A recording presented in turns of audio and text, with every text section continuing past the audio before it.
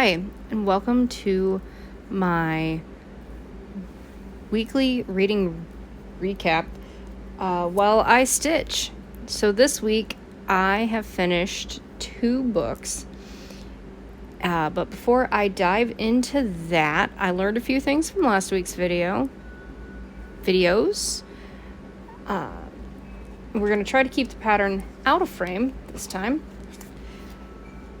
This week I am stitching on Autumn Quaker by Primrose Cottage, and it's supposed to be monochromatic, but I ran out of this carrot floss that I was using from Simply Arts, so now I am finishing it in DMC 17, and I'm stitching this on 18 count Black Ida that I don't know where the 8 is from. So the first book I'm going to start with is Collaring Chaz by Jo Abernathy. So this is the second book in the series. I read the first one, Taming Dante. I believe the series is called Dante's Infernal. It is a MM rock star romance. It's a little spicy, and it's an erotic spicy. I think each one of these books so far delves into a kink and possibly not as much of a known kink. So this one makes it seem like it's going to focus a lot on puppy play, and so some of the first, not the first scenes, but some of the scenes delve into clubs and collaring and puppy play. The rest of the book, I would say most of the book, is centered around Chaz's insecurities and kind of the steps he takes to learn how to stand up for himself and how to kind of solve some of his issues, because he feels like he is Raph's second choice. And of course, communication would have solved 99% of this book, but that's not what we do. It is all just communication tropes. I listened to it on Audible, to which I found to be enjoyable, but I am curious as to why the voice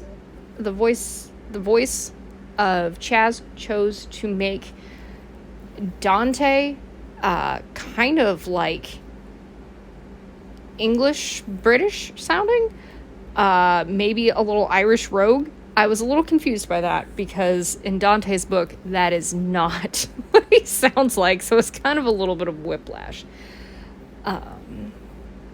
But I really enjoyed the book. It was a very fast read. Devoured it just like I did Dante's Infernal, or Taming Dante, the first book in Dante's Infernal. I gave it 4 stars. I did not give it a full 5 stars because I really hate the miscommunication trope. I also do... It does cover overdoses and addictions and things like that, and somehow that adds to the charm of the book. It's that drama. You're sucked in.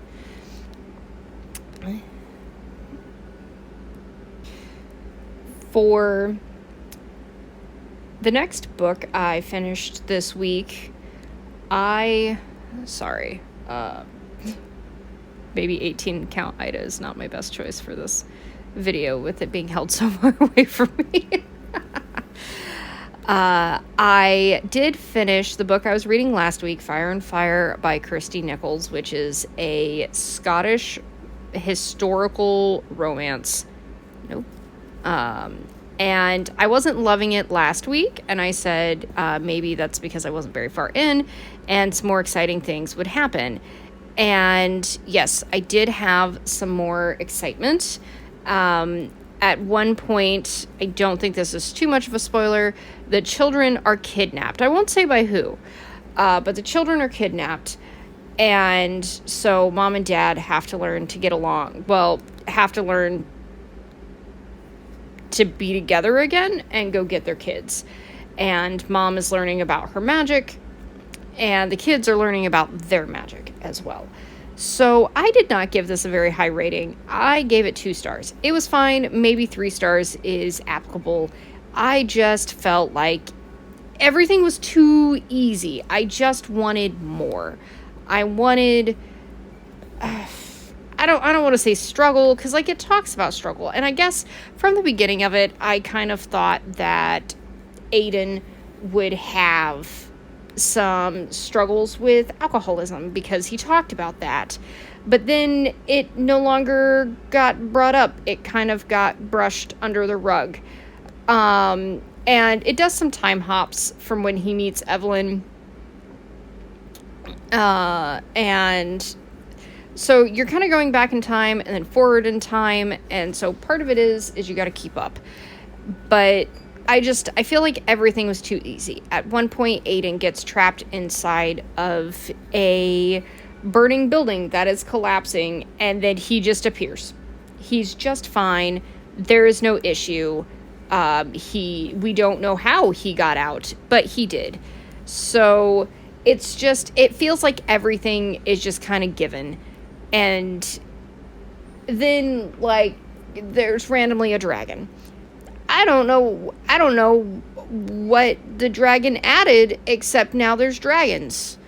And I mean, I love dragons, so there should be dragons, but it didn't play an overwhelming integral part of the plot, I felt. So while it is cozy and good things happen, I felt like it was almost just too easy.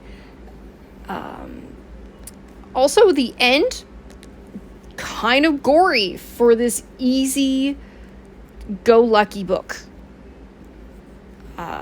So I will say the end gets a little dark for a little bit, but then it goes right back to being happy-go-lucky. So that read, for me, was 2 stars. Okay, and then to go over what I am currently reading, I am currently reading The Fallen by C.N. Crawford. And I am listening to it on Audible. I haven't picked my next Kindle yet. And it's good. I didn't know what to expect from it. And I'm liking it. It's kind of dark, where, the main character is poor and life is difficult, and she gets herself into a situation that she probably shouldn't have gotten herself into, and she's just making the best out of it. So the main character's name is Lila, but she's pretending to be Zara.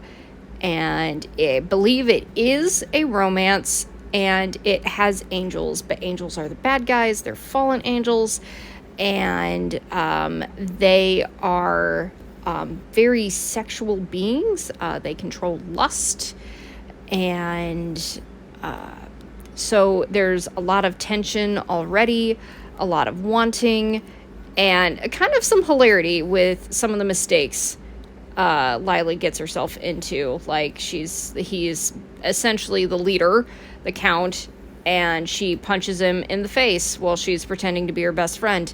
So, obviously a character that doesn't think through all the consequences, and we're surely going to get ourselves stuck in some cringy, hilarious situations.